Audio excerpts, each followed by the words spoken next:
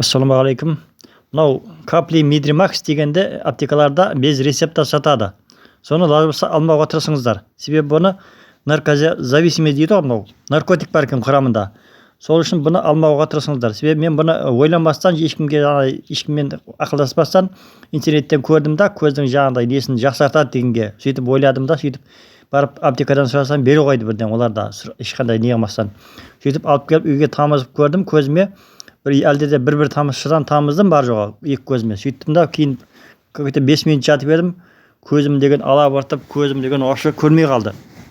Одан кейін анау деген басыңа нервіңе тәсір етті. Басым ауырып, мынау давлением көтеріліп дегендей жүрегім қатты соғып, сондай ауыр болып қалдым. Ойламаған жерден сөйтіп өзім сау басыма сақин сатып алдым. Сол үшін мына сіздерге енді өзімнің басына өткен жағдайды ескертіп айтып жатырмын. Себебі бұл бұның құрамында наркотик бар екен.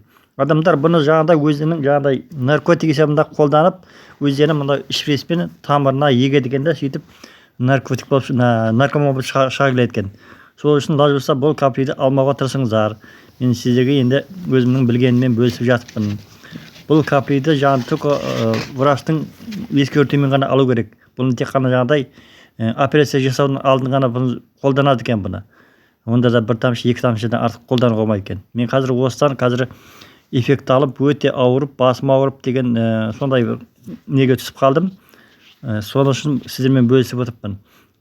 Бұл каплидегі енді арзан тұрады бар жоғы 3800 теңге ма, сондай тұрады. Енді мен ойладым, енді сондай пайдасы тиеді, көзімнің жаңағы зрениемді қалпына келтіремін деп ойладым. Мен сол үшін сізге ескертіп жатырмын.